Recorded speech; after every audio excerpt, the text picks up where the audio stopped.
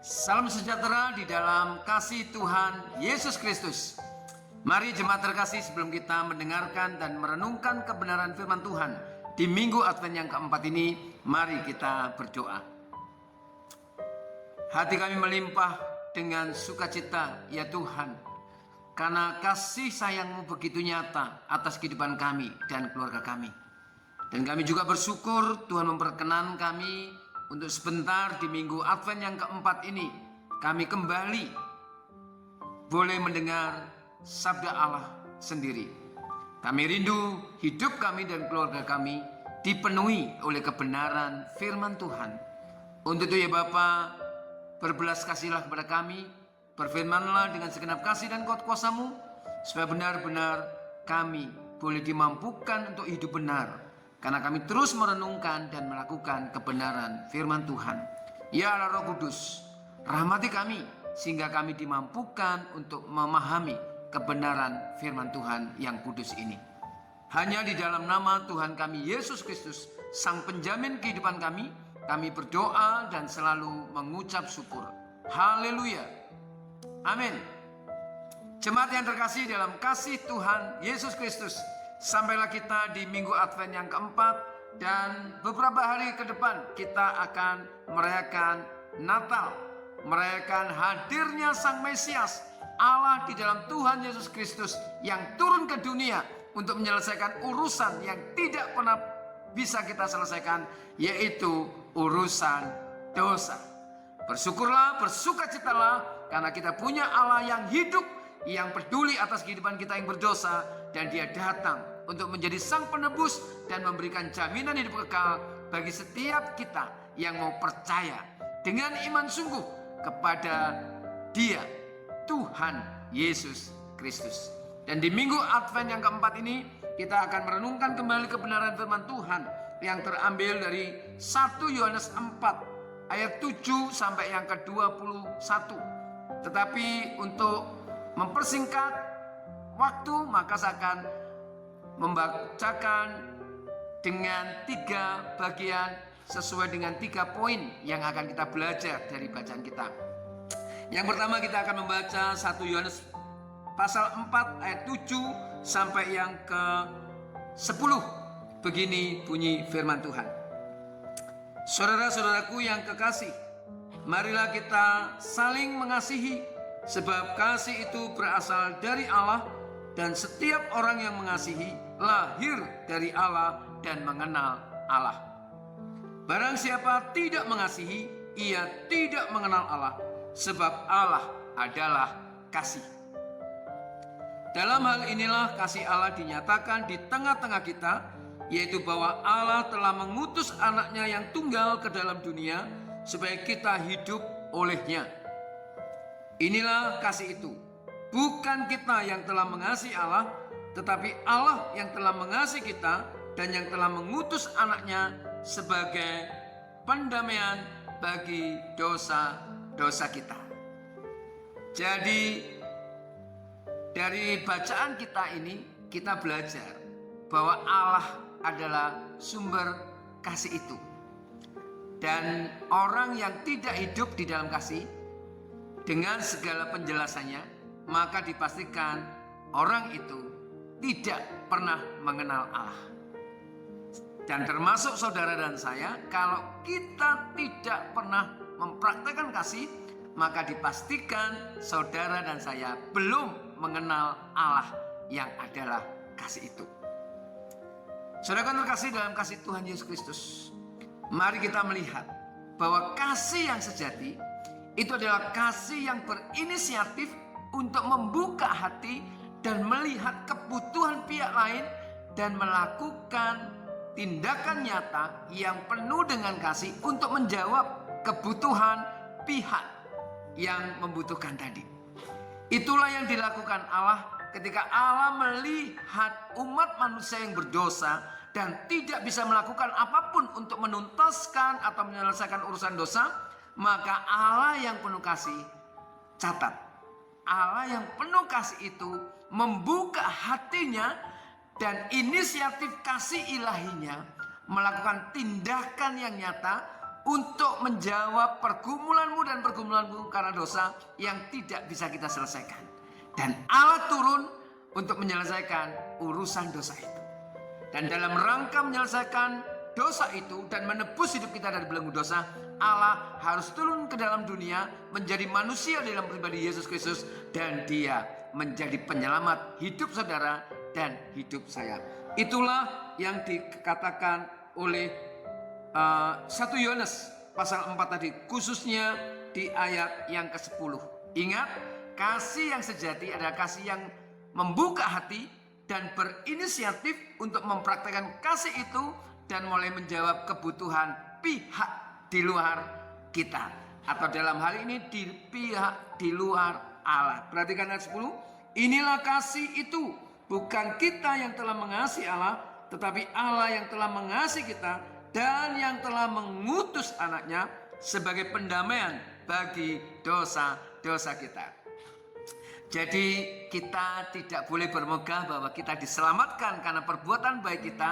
Kita ditebus bukan karena kita layak, tetapi karena Allah yang membuka hatinya dan melimpahkan kepedulian kasih-Nya untuk menjawab kebutuhanmu yang tidak pernah bisa kita jawab, yaitu kebutuhan atas penyelamatan dari dosa. Kasih itu harus diawali dari hati yang terbuka dan mulai peduli. Keluarga yang mengatakan hidup di dalam kasih, maka harus bisa dilihat bahwa dia saling peduli anggota keluarga yang satu dengan anggota keluarga yang lain. Kalau dikatakan suami mengasihi istri, maka yang bisa dilihat, yang bisa dibuktikan adalah apakah suami itu peduli pada kebutuhan istri. Istri dikatakan bisa mengasihi suaminya kalau sang istri bisa membuka hatinya dan peduli akan kebutuhan suaminya. Orang tua dikatakan mengasihi anak ketika orang tua begitu sadar, begitu membuka hatinya dan berinisiatif dengan kasihnya untuk melihat menjawab kebutuhan anak-anaknya. Dan anak-anak disebut mengasihi orang tuanya adalah ketika anak-anak dengan sadar membuka hatinya dan mulai mendengar, melihat dan merasakan apa yang paling dibutuhkan oleh kedua orang tuanya. Dan gereja kita kalau disebut gereja yang penuh kasih, gereja yang memancarkan kasih, harus bisa dilihat apakah program-programnya adalah perwujudan dari keterbukaan gereja yang mau mengasihi yang lain, mengasihi sesama di luar gereja. Itu yang pertama. Dan yang kedua, mari kita membaca ayat 11 sampai ayat yang ke-16. Saudara-saudaraku yang kekasih, jikalau Allah sedemikian mengasihi kita, maka haruslah kita juga saling mengasihi. Tidak ada seorang pun yang pernah melihat Allah. Jika kita saling mengasihi, Allah tetap di dalam kita dan kasih-Nya sempurna di dalam kita. Demikianlah kita ketahui bahwa kita tetap berada di dalam Allah dan Dia di dalam kita. Ia telah mengaruniakan kita mendapat bagian dalam roh-Nya. Dan kami telah melihat dan bersaksi bahwa Bapa telah mengutus anaknya menjadi juru selamat dunia. Barang siapa mengaku bahwa Yesus adalah anak Allah, Allah tetap berada di dalam Dia dan Dia di dalam Allah. Kita telah mengenal dan telah percaya akan kasih Allah kepada kita. Allah adalah kasih, dan barang siapa tetap berada di dalam kasih, ia tetap berada di dalam Allah dan Allah di dalam Dia. Yang pertama tadi, kasih itu harus peduli dengan cara membuka hati. Itu yang dilakukan Allah dan itu yang mesti kita lakukan. Dan yang kedua, kasih itu percaya. Jadi di ayat 16 tadi penulis 1 Yohanes ini mengatakan, kita telah mengenal dan telah percaya akan kasih Allah kepada kita. Tidak ada prasangka, tidak ada keraguan bahwa kita benar-benar percaya bahwa Allah adalah kasih, dan hanya oleh kasih Allah lah kita dipersekutukan kembali dalam persekutuan kasih dengan Allah dan bahkan dengan sesama. Jadi yang kedua adalah mari kita percaya. Di dalam kasih ada kepercayaan. Di dalam kasih ada kepercayaan yang membuang jauh-jauh kecurigaan, yang membuang jauh-jauh prasangka, dan tidak memberi tempat pada hal lain selain percaya.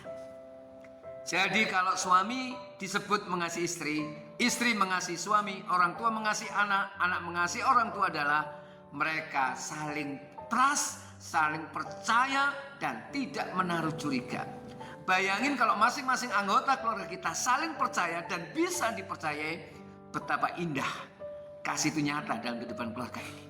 Dan kalau kita menjadi jemaat yang saling percaya, yang saling tidak curiga dan tidak saling memelihara prasangka, maka betapa indahnya kehidupan berjemaat kita. Jadi kalau kita hidup di dalam kasih yang benar, maka yang ada adalah percaya. Kalau sekarang saudara mungkin dalam pergumulan dan dalam kesesakan, tetaplah percaya bahwa Allah dengan kasih-Nya akan menolong saudara sesuai dengan waktu dan kedaulatan Allah sendiri. Dan kalau sekarang mungkin hubungan kita sedang tidak baik-baik aja, relasi di rumah kita menjadi hambar dan suam, percayalah Allah yang kasih itu bersedia melawat rumah tanggamu. Selama engkau percaya bahwa Tuhan bisa memulihkan rumah tanggamu dan keluargamu. Jadi yang kedua, kasih itu harus mewujud nyata dalam sikap percaya dan sungguh-sungguh percaya. Dan yang ketiga, mari kita membaca ayat 17 sampai yang ke-21 yang berbunyi demikian. Dalam hal inilah kasih Allah sempurna di dalam kita, yaitu kalau kita mempunyai keberanian percaya pada hari penghakiman, karena sama seperti Dia, kita juga ada di dalam dunia. Di dalam kasih tidak ada ketakutan. Kasih yang sempurna melenyapkan ketakutan, sebab ketakutan mengandung hukuman, dan barang siapa takut, ia tidak sempurna di dalam kasih. Kita mengasihi karena Allah lebih dulu mengasihi kita.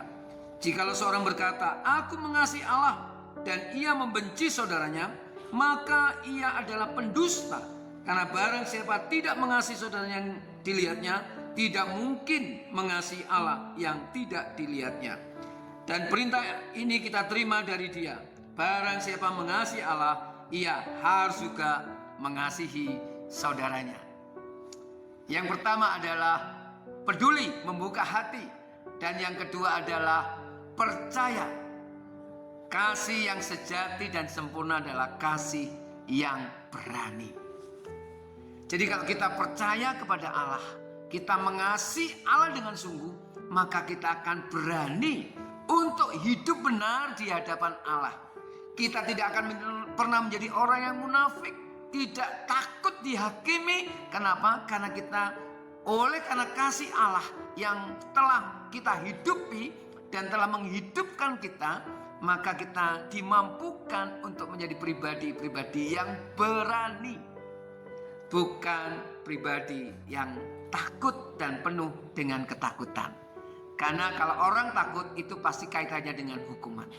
Tetapi kasih Allah yang memulihkan dan mendamai sejahterakan itu harusnya semestinya membuat kita berani menjalani kehidupan ini. Jadi orang-orang yang hidup di dalam kasih Allah, maka ketika dia menjalani kehidupan ini, dia akan berani menjalani kehidupan ini. Berani berbagi, berani untuk menebar kasih, menebar kebaikan, menyatakan kemurahan hati tanpa rasa takut, tanpa rasa gentar.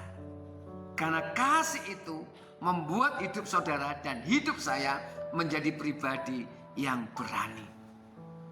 Hanya orang yang salahlah yang akan punya rasa takut. Hanya orang yang penuh dengan dosalah yang akan takut menghadap Allah. Tetapi orang yang dilimpahi oleh kasih Allah dan percaya kasih Allah itu bisa memulihkan dan menyelamatkan dan menebus, maka orang-orang seperti inilah yang akan berani berelasi dengan Allah. Yang akan berani hidup transparan, terang benderang, tidak berlaku munafik, tidak bermuka dua, dan tidak memakai topeng. Hidupnya transparan. Kenapa berani? Kenapa berani? Karena kasih Allah hidup dan menghidupi hidupnya. Jadi sekali lagi, Mari di dalam keluarga kita, kalau suami masih takut dengan istri, jangan-jangan suami menyimpan kesalahan. Kalau istri masih enggan jujur dengan suami, jangan-jangan istri sedang menyimpan kesalahan. Kalau anak-anak tidak mau transparan, tidak mau terbuka pada orang tua, bisa jadi anak-anak sedang menyimpan kesalahan dan bahkan dosa besar. Karena kasih itu sejatinya membuat kita berani. Berani bukan karena diri kita, berani karena kasih Allah itu mendorong kita untuk hidup benar, hidup transparan, tidak pakai topeng dan tidak munafik. Dan kalau gereja dibanjiri oleh kasih Allah, maka gereja ini akan berani menjadi saksi. Orang yang berani menjadi saksi adalah orang yang hidupnya sudah dibereskan oleh kasih Kristus. Sebaliknya, kalau orang tidak pernah berani menjadi saksi Kristus, bisa jadi orang ini belum mengalami kasih Kristus. Dan kalau orang masih hidup dalam kebencian, bisa jadi kasih itu belum ada di dalam hidupnya. Karena tadi dikatakan, kalau engkau mengatakan aku mengasihi, tetapi engkau masih membenci saudaramu, maka sejatinya engkau masih hidup dalam ketakutan. Engkau tidak berani mengasihi saudaramu, sesamamu dengan kasih yang benar-benar genuine, yang benar-benar murni, yang benar-benar sejati seperti kasih Allah bagi hidup kita. Jadi saudaraku, di Advent yang keempat ini, mari benar-benar kita responi kasih Allah yang sejati itu. Kasih yang peduli, kasih yang mempercayai, dan kasih yang berani. Mari kita terima kasih itu. Dan bagi saudara yang belum mengalami kasih itu, terimalah kasih Kristus itu. Ini kesempatan emas bagi saudara untuk membuka hati, terima kasih itu. Dan saudara akan benar-benar menjadi pribadi yang baru. Selamat menikmati kasih Allah yang sejati di dalam Yesus Kristus. Selamat merayakan Natal. Dan mari kita bersama-sama hari ini merefleksikan ulang kembali pengikutan kita kepada Tuhan. Sudahkah hidupku dan hidup keluargaku dipenuhi oleh kasih Allah yang sejati? Ingat, kalau saudara tidak pernah hidup dalam kasih, dipastikan saudara belum mengenal Allah, saudara belum mengasihi Allah. Selamat menyambut Natal, selamat menikmati hari-hari yang penuh kasih. Tuhan Yesus memberkati.